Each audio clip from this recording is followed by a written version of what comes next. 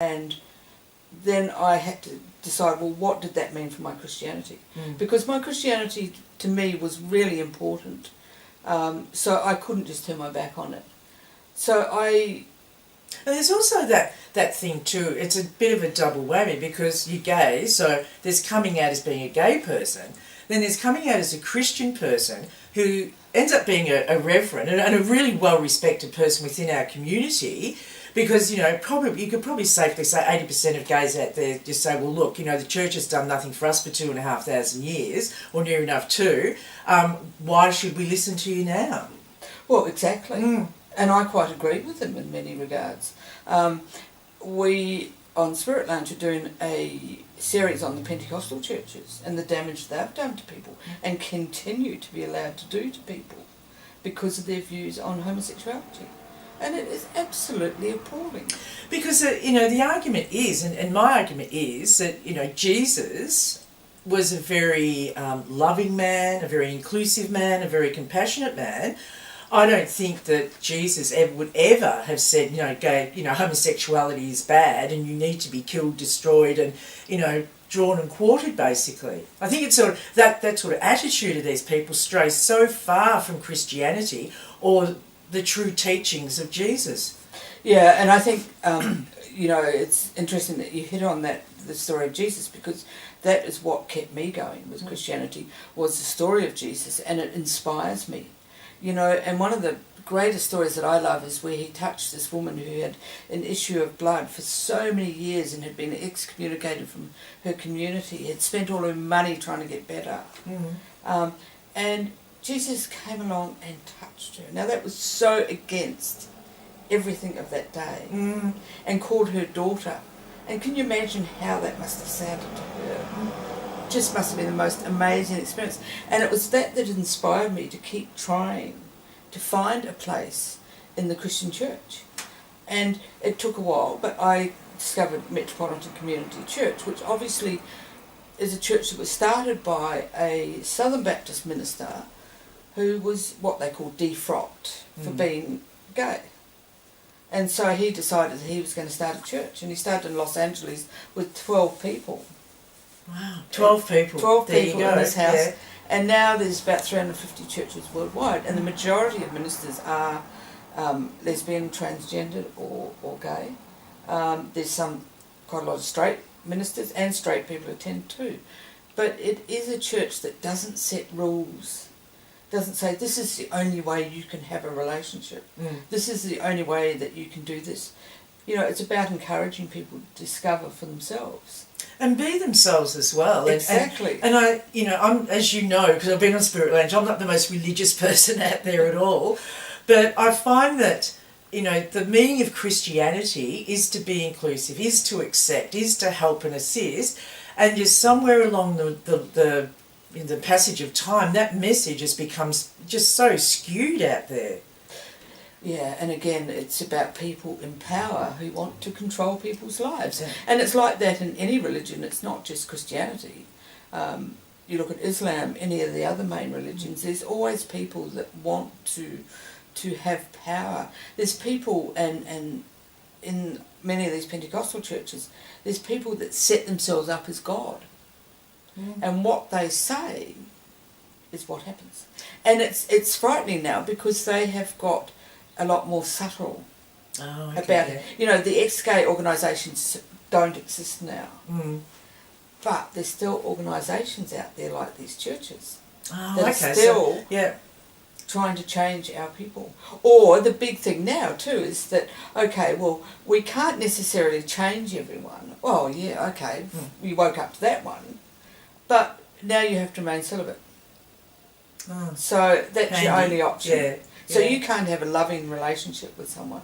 You can't go out and have sex just because you enjoy sex. But surely, I mean, stuff like that is, you know, bottom line, it's cruel. Yeah. There's nothing inducive about it, or it's just bloody cruel. Yeah, I quite agree.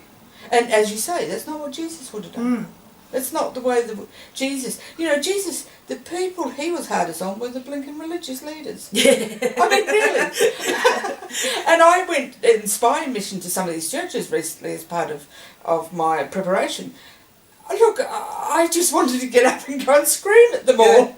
Because not only is it our community, it's also females. Mm. Their it's lack incredibly of sexist. acceptance of females and their gifts and talents is hideous. Well, that's one of the things when I first went to the MCC church when it was, I think it was in Fitzroy, and I went there for a midnight mass, and I was amazed at the amount of women that were involved in that mass. And the priest was as camp as. I mean, it was the first time I'd actually been to church, and people were laughing, and there was this general feeling of happiness. And of course, when we went outside, there was tables, and there were, casks of wine. It was some years back. It was quite fashionable, drink out of a cask. But that was the thing, and I remember having a chat to someone, and me being not religious, saying, oh yeah, it was really nice, but I'm not really religious. He just said to me, it's about people having faith, and that's the bottom line. All these people here have faith, and they believe, and no matter what, nothing will upset their faith. Yeah, and it's not even about being Christian necessarily. I have been up to Sydney and preached at the church up there, MCC Sydney, several times, and I remember a young Muslim guy coming up to me and saying, can I come to this church? He said, I can't be out with my family, I can't be out at the mosque. He said, and I said, of course you can come. Yeah. He said, oh, come on Sunday nights and then I can be with people. There's a Buddhist who comes along. Yeah. There's people who have no faith who Yeah. come along. It's about coming and being with people and being able to celebrate who they are, where they often can't in other areas of their lives. And also to other areas of our community.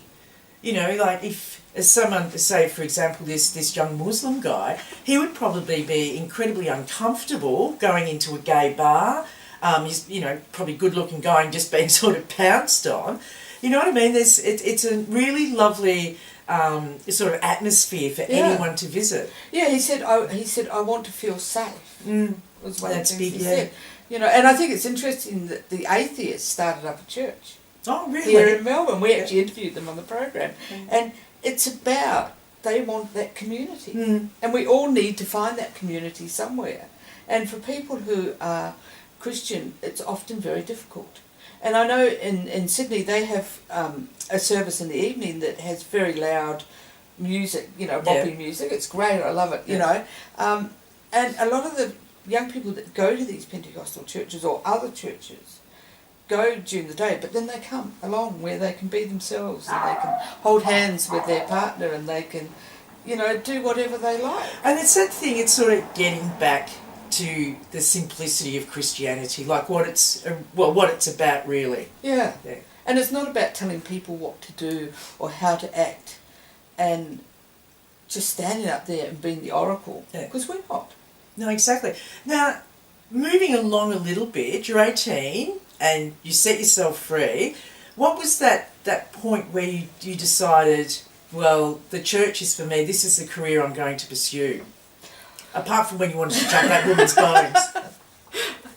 It was probably, I had joined Metropolitan Community Church, and they have a conference every 3 years now, but it used to be every 2 years. And for the first time they had it outside of America, and it was in Sydney. Now this was not long after I had joined MCC, and I went to that conference, and to go into that room with 900 other Christian, gay, lesbian, transgendered, bisexual people, and to just sing, I just cried. And for me that was the time that it said, okay, this is where you need to be heading, because it's been identified that you have the potential to be a leader. But in many churches, like, who'd want to be a leader there? Yeah. You can, the only way you could be a leader is if you hide who you are, and that was never going to be an option for me. So I guess for me, that standing in that first service with all those people, and this hot minister in leather jacket, that helped too. We're still friends. That was the hook. I remember saying to someone, who is she? And they said, oh, she's a minister. And I went, whoa! Well, that's it. Where do I sign? She's from Dallas and we still keep in contact, but yes. It's interesting that because, you know, I always believe that we never know what's around the corner for us. And, you know, to walk in and see the hot minister, I mean, it's sort of a gift from God, really, isn't it? Is. Yeah, I want to, Exactly. you know, you can just imagine you saying, now, Joe, I'd really like you to fold this part, but look over there and just check that out. That could be you. Yes. I don't think that was quite the answer? Was that in his plan? But, you know, it's interesting, you know, when people have, I suppose for you it was an epiphany, like, you know, people have that this is the path. What came next? A long struggle of having, because I'm not a good student, so I had to do a degree. Mm-hmm. Like any other ministers, we go through a lot of training to become a minister, and we have to work at a church, and we have to do a degree, and we have to do all sorts of other subjects that are just specific to our church. So it was a long journey for me, and then I met someone and we ended up moving to the country because they were a Uniting Church minister. We had a mixed marriage. Oh God, yes, the old mixed marriage. Yeah, it is. So we had moved to the country for a while for their job. Mm-hmm. And then when we moved back, it was like just drew me back again. I mean, when I was in Melbourne, I would go to church at MCC, but it just drew me back in, and I thought, I've got to, you know. And I'd nearly finished all my requirements, so I thought, I've got to finish this, and this is what I meant to do. Because the other thing is too that being a minister, or anybody in the church, I know somebody who's Buddhist, and you know, since he's sort of taken his final vows, doors have just opened.